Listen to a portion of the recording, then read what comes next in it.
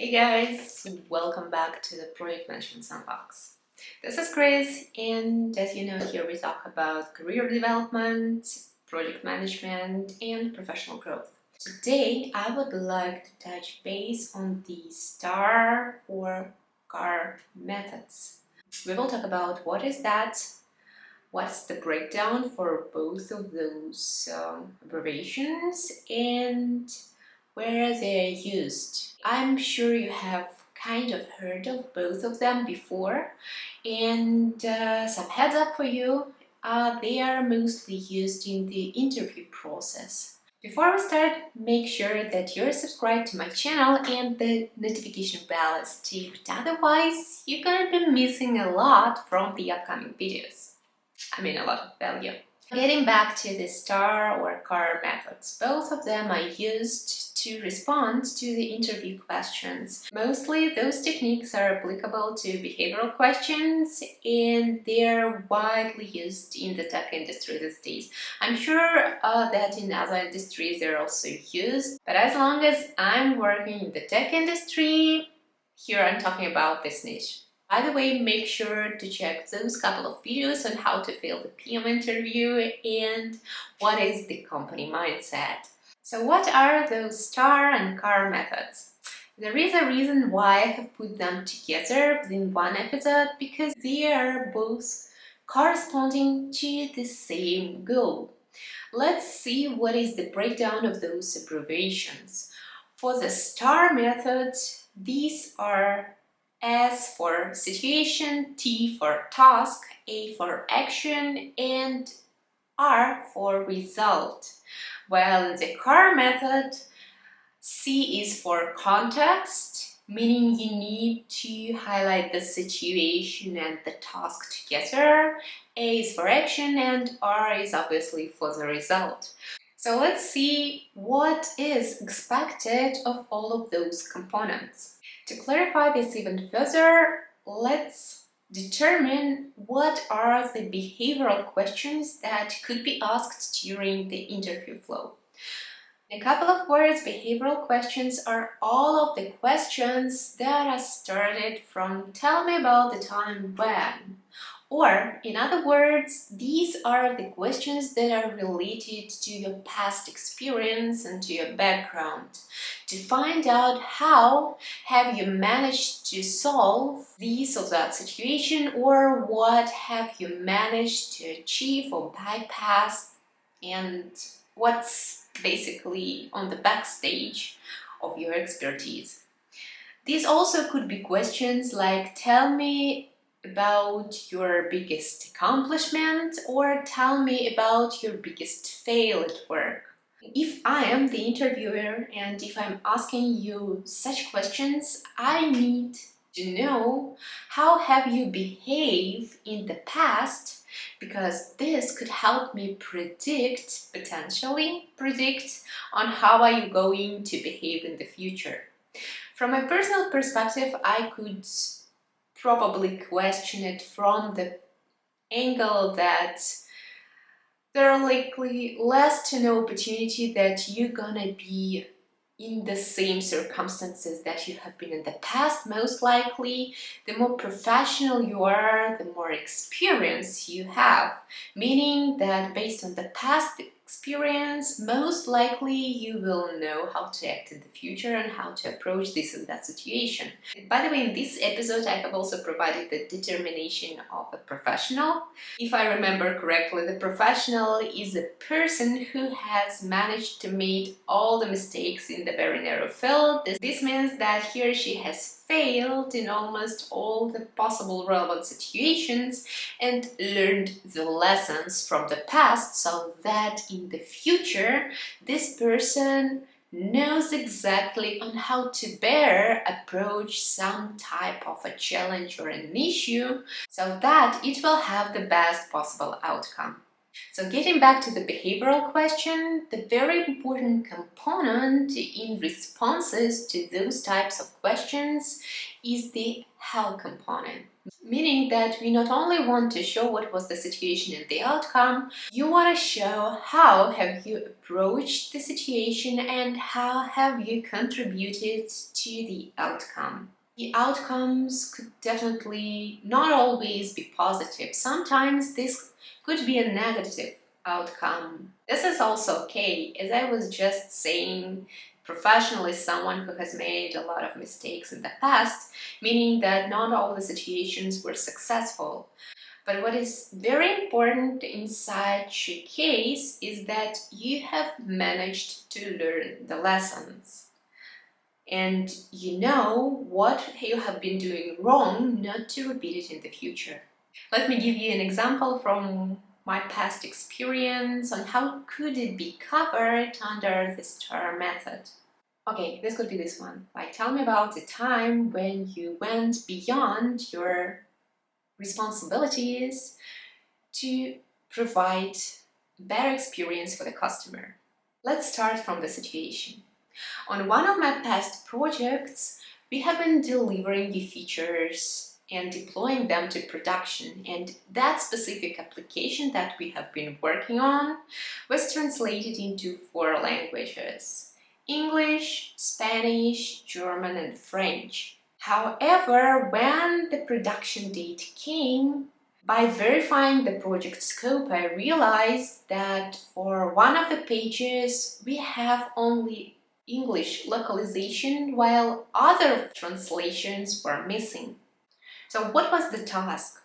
That appeared that customer didn't provide us the data and unfortunately we found out that only on the day of the deployment. So I needed to find out on how to fill this gap. Now let's talk about the action, and action stands for how, meaning you're not only saying what you have done, but you're also showing how you have done this, which also could correspond to the company culture and company values, because there might be a significant difference in the approaches on delivering results, and we need to make sure that we are showing the how component to demonstrate your soft skill set. In my example, the action component could be described as follows. The whole team was speaking English, and the only available copy that we had was English as well. The tech lead proposed to use Google Translate, but I understand that sometimes Google Translate could provide not the best copy for the language that we are willing to get, and as nobody in the team were speaking Spanish, French or German, this means that we would not be able to verify if the translation was done correctly. So I needed to look for other solutions on how this could be approached. On the other side, asking for the translation from the customer was also not an option because the deployment was scheduled during their night time, so that when the client and the end users wake up, the new version of the product is already alive. So that means I didn't have access to those people to get the information from them directly. So I needed to find out on how to cover 3 more localizations. The first step that I took was getting in touch with our HR department to find out if there are any native speakers within the company that can help us covering Spanish, German, and French copies. Eventually, we have determined that there were Spanish speakers in the company and we still have French and German covered. First and foremost, I got in touch with the Spanish colleague and asked to help with the Spanish translation. Luckily, we managed to get this part done. Then I started to reflect on what else could be done apart from Google Translate to get the French and German copies. And you know what? I do have friends in Germany and France. This means that hopefully they could be available to help me with this part as well. So I called my friends and asked them to help me with the translation. And then eventually in a couple of hours, they have sent me the German and French copies back. This means that we have managed to fill this gap, and luckily we did have all necessary copies in all 4 languages by the time of the deployment. Let's get to the final R part, which is result. To let you know, in a perfect scenario, the result should be calculated. You need to think in advance on how are you going to estimate your results, meaning how do you measure that the work that you have done is successful. In my case, I could say that given the scenario that we had only a couple of hours to improve the situation and to find the perfect solution on how to deliver all the necessary 4 copies in 4 languages for the end users, we have managed to cover all 3 of them within the given period of time, and eventually when the product was deployed to production, all the users didn't experience any issues with the translation when they needed to access the application in other 3 languages but English.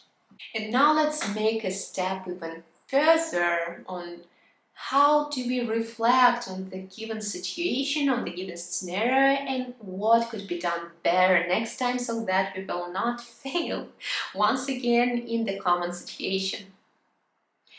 In the provided example, I would say that if I am in the same scenario, in the same circumstances once again, I would say that all the copies that are necessary in all 4 languages should be provided in advance.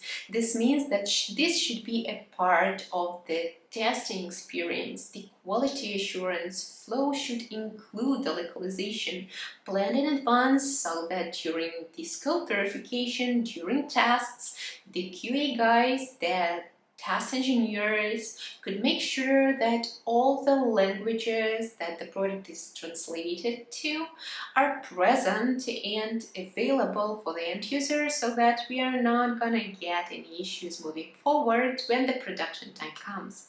As you see, this approach gives a complex picture on the situation, on how have you approached the situation and what was the final outcome that you have managed to achieve. And not only this, you're also showing that you are able to learn the lessons and you understand how to behave in the similar situation in the future so that you will not face the same problem once again. To me, the STAR or CAR methods are really vital, simply from the perspective that those methods are giving structure to responses if it comes to the interview process. And not only this, interviews is not the only circumstances or the only scenario when you are able to use those methods. Sequentially, you can use those methods in providing any result at all. For instance, when it comes to evaluations or promotions, you can also use the STAR or CAR methods in order to highlight your achievements during the past period of time. By the way, make sure to check this episode where I'm describing on how to ask for a promotion at work. And the next spot where I would propose using the STAR or CAR method is in giving feedback. Feedback is always a gift, but it depends a lot the way on how this feedback is being provided. So keep an eye on my channel, as in the next upcoming videos we will definitely talk on how to provide feedback in a best appropriate way. Thanks for watching till the end, and hopefully you have enjoyed this episode. So give this video a like and see you soon.